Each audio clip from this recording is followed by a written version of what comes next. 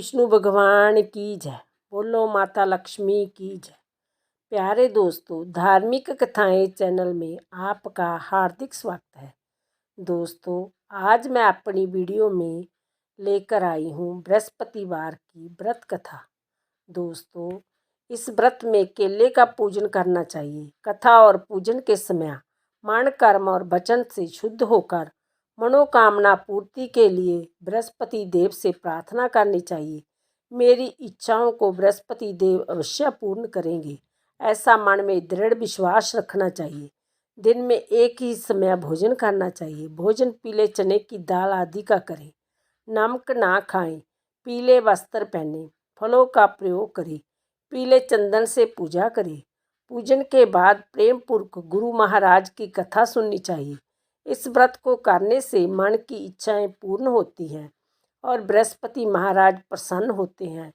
धन, विद्या, पुत्र तथा मनोवांछित फल की प्राप्ति होती है। परिवार में सुख तथा शांति रहती है।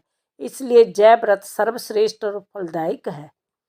प्यारे दोस्तों, यदि आपने यूट्यूब चैनल धार्मिक कथाएं लाइक और सब्सक्राइब नहीं किया तो ज़रूर करें। बेल आइकन दबाना ना भूलें ताकि आने वाली सभी वीडियोज की जानकारी आपको सबसे पहले हो सके। वीडियो को पूरी सुने। सुनने के बाद कमेंट बॉक्स में जय विष्णु जी की लिखना ना भूलें। बोलो विष्णु भगवान की जय। बृहस्पतिवार की व्रत कथा। प्राचीन समय की बात है कि भारत में एक राजा राज्य करता था। वह बड़ा प्रतापी तथा दानी था। वह नित्य प्रति मंदिर में भगवान दर्शन करने जाता था। वह ब्राह्मण और गुरु की सेवा किया करता था। उसके द्वार से कोई भी जाचक निराश नहीं लौटता था। वह प्रत्येक गुरुवार को व्रत रखता एवं पूजन करता था। हर दिन गरीबों की सहायता करता था। परंतु यह बात उसकी रानी को अच्छी नहीं लगती थी। वह ना व्रत करती और ना किसी को एक भी पैसा दान में देती थी। वह राजा से भी ऐसा करने को मना किया करती थी। दोस्तों, एक समय की बात है कि राजा शिकार खेलने वन को चले गए। घर पर रानी और दासी थी।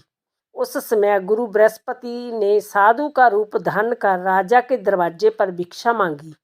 तो वह कहने लगी, हे साधु महाराज, मैं इस दान और पुण्य से तंग आ गई हूँ। इस कार्य के लिए तो मेरे पति देव ही बहुत हैं। अब आप ऐसी कृपा करें कि सारा धन नष्ट हो जाए तथा मैं आराम से रह सकूं। साधु रूपी बृहस्पति देव ने कहा, हे देवी, तुम बड़ी विचित्र हो। संतान और धन से कोई दुखी नहीं होता, इसको सभी चाहते हैं। पापी भी पुत्र और धन की इच्छा करता है। अगर तुम्हारे पास धन अधिक है तो भूखे मनुष्यों को भोजन कराओ, प्याऊ लगवाओ, ब्राह्मणों को दान दो, धर्मशाला बनवाओ, कुआं, तालाब, बावड़ी खुदवाओ, बाग बगीचे आदि का निर्माण कराओ तथा निर्धनों की कुंवारी कन्याओं का विवाह कराओ, साथ ही यज्ञ आदि करो। इस प्रकार के कर्मों से आपके कुल का और आपका नाम परलोक में सार्थक होगा एवं स्वर्ग की प्राप्ति होगी। परंतु रानी साधु की इन बातों से खुश नहीं हुई। उसने कहा, हे साधु महाराज, मुझे ऐसे धन की आवश्यकता नहीं जिसको मैं अन्य लोगों को दान दूं तथा जिसको रखने और संभालने में ही मेरा सारा समय नष्ट हो जाए। साधु ने कहा, हे देवी, यदि तुम्हारी ऐसी इच्छा है तो जैसा मैं तुम्हें बताता हूँ तुम वैसा ही करना। बृहस्पतिवार के दिन घर को गोबर से लीपना, अपने केसों को पीली मिट्टी से धोना, केसों को धोते समय स्नान करना, राजा से कहना वह हजामत करावे, भोजन में मांस मंद्रा खाना, कपड़ा धोबी के जहाँ धुलने ढालना। इस प्रकार 7 बृहस्पतिवार करने से तुम्हारा सब धन नष्ट हो जाएगा। जय कहकर साधु महाराज रूपी बृहस्पति देव अंतर ध्यान हो गए। रानी ने साधु के कहने के अनुसार 7 बृहस्पतिवार वैसा ही करने का विचार किया। साधु के बताए अनुसार करते हुए केवल 3 बृहस्पतिवार ही बीते थे कि उसकी सारी धन संपत्ति नष्ट होगी। भोजन के लिए दोनों समय परिवार तरसने लगा तथा संसारिक भोगों से दुखी रहने लगा। तब वह राजा रानी से कहने लगा कि हे रानी, तुम जहाँ पर रहो मैं दूसरे देश को जाता हूँ, क्योंकि जहाँ पर मुझे सभी मनुष्य जानते हैं, इसलिए मैं जहाँ कोई कार्य नहीं कर सकता। देश चोरी परदेश भीख बराबर है। ऐसा कहकर राजा परदेश चला गया। वहाँ जंगल से लकड़ी काट कर लाता और शहर में बेचता। इस तरह जीवन व्यतीत करने लगा। इधर राजा के बिना रानी और दासियां दुखी रहने लगी। किसी दिन भोजन मिलता और किसी दिन जल पीकर ही रह जाती। एक समय रानी और दासियों को 7 दिन बिना भोजन के व्यतीत हो गए। तो रानी ने अपनी दासी से कहा, हे दासी, जहाँ पास ही के नगर में मेरी बहन रहती है, वह बड़ी धनवान है। तू उसके पास जा और वहाँ से 5 सेर बेजर मांग कर ले आ, जिससे कुछ समय के लिए गुजर हो जाएगी। दासी रानी की बहन के पास गई। रानी की बहन उस समय पूजा कर रही थी।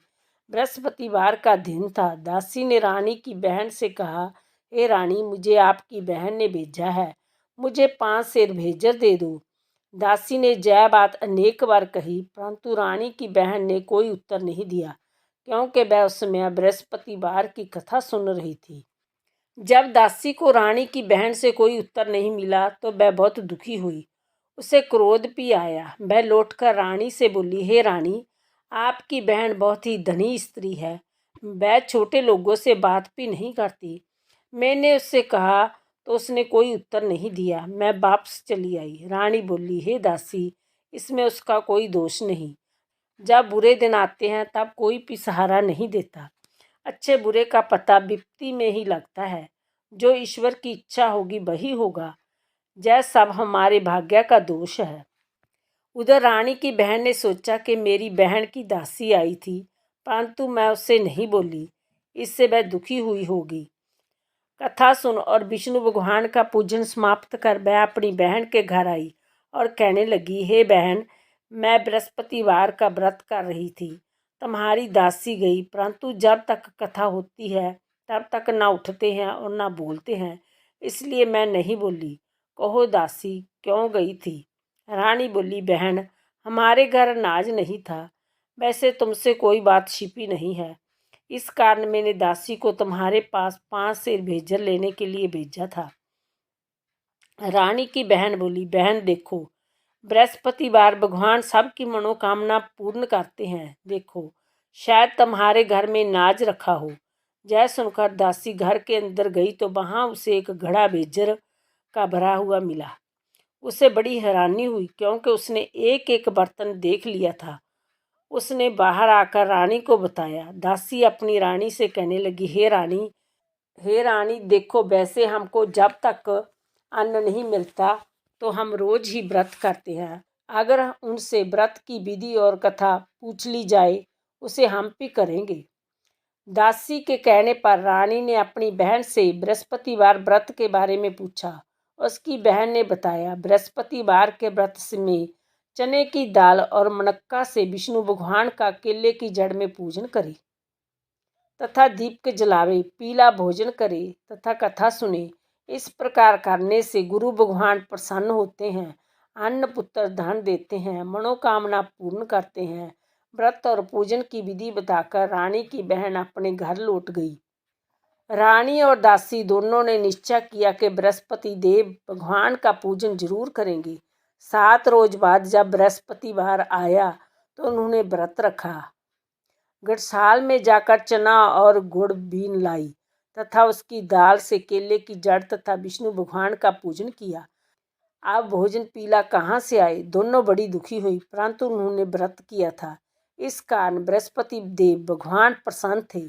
एक साधारण व्यक्ति के रूप में वह 2 थालों में सुंदर पीला भोजन लेकर आए और दासी को देकर बोले, हे दासी, जय भोजन तुम्हारे और रानी के लिए है, तुम दोनों करना। दासी भोजन पाकर बड़ी प्रसन्न हुई और रानी से बोली, रानी जी, भोजन कर लो। रानी को भोजन आने के बारे में कुछ पता नहीं था, इसलिए वह दासी से बोली, जब तू ही भोजन कर, क्योंकि तू भी हमारी व्यर्थ में हंसी उड़ाती है।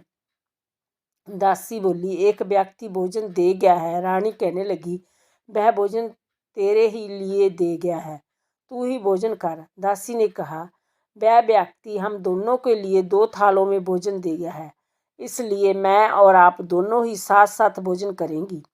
दोनों ने गुरु भगवान को नमस्कार कर भोजन आरंभ किया। उसके बाद से वह प्रत्येक बृहस्पतिवार को गुरु भगवान का व्रत और पूजन करने लगी। बृहस्पति भगवान की कृपा से उनके पास धन हो गया, परंतु रानी फिर पहले की तरह से आलस करने लगी। तब दासी बोली, देखो रानी, तुम पहले भी इस प्रकार आलस करती थी।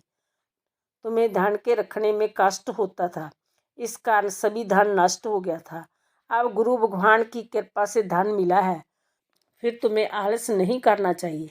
बड़ी मुसीबतों के बाद हमने यह धन पाया है, इसलिए हमें दान पुण्य करना चाहिए तथा भूखे मनुष्यों को भोजन कराओ, प्याऊ लगवाओ, ब्राह्मणों को दान दो, कुआं, तालाब, बावड़ी आदि का निर्माण कराओ, मंदिर पाठशाला बनवाकर दान दो, कुंवारी कन्याओं का विवाह कराओ, धन को शुभ कार्य में खर्च करो, जिससे तुम्हारे कुल का यश बढ़े तथा स्वर्ग प्राप्त हो और पितर प्रसन्न हो।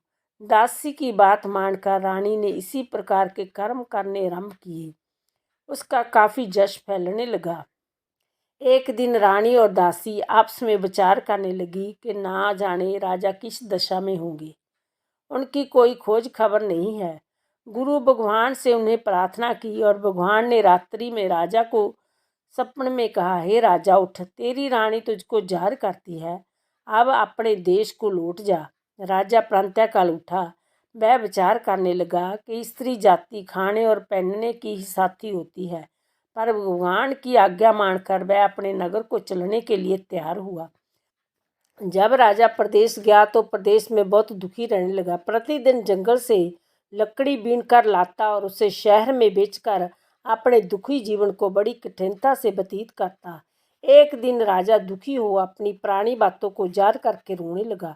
उस जंगल में बृहस्पति देव एक साधु का रूप धारण कर आए और राजा के पास आकर बोले, हे लकड़हारे, तुम इस सुनसान जंगल में किस चिंता में बैठे हो, मुझे बतलाओ। जय सुनकर राजा के नेत्रों में जल भर आया और साधु की वंदना कर बोले, हे प्रभु, आप सब कुछ जानने वाले हैं।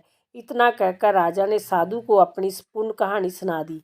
महात्मा दयालु होते हैं। वह राजा से बोले, हे राजा, तुम्हारी पत्नी ने बृहस्पति देव के प्रति अपराध किया था, जिसके कारण तुम्हारी यह दशा हुई। अब तुम किसी प्रकार की चिंता मत करो, भगवान तुम्हें पहले से अधिक धन देंगे। देखो, तुम्हारी पत्नी ने बृहस्पति देव का व्रत आरंभ कर दिया है। अब तुम भी बृहस्पतिवार का व्रत करके चने की दाल व गुड़ जल के लोटे में डालकर केले का पूजन करो, फिर कथा कहो या सुनो। भगवान तुम्हारी सभी मनोकामनाओं को पूर्ण करेंगे। साधु को प्रसन्न देखकर राजा बोला, हे प्रभु, लकड़ी बेचकर इतना पैसा भी नहीं बचता जिससे भोजन करने के उपरांत कुछ बचा सकूं। मैंने रात्रि में अपनी रानी को व्याकुल देखा है। मेरे पास कोई साधन नहीं जिसमें उसका समाचार जान सकूं। फिर मैं बृहस्पति देव की क्या कहानी कहूँ, जब भी मुझको कुछ मालूम नहीं। साधु ने कहा, हे राजा, तुम किसी बात की चिंता मत करो। बृहस्पतिवार के दिन तुम रोजाना की तरह लकड़ियाँ लेकर शहर में जाओ। तुम्हें रोज से चौगुना धन मिलेगा, जिससे तुम भली भांति भोजन कर लोगे तथा बृहस्पति देव की पूजा कर लेंगे। बोलो बृहस्पति देव की जय।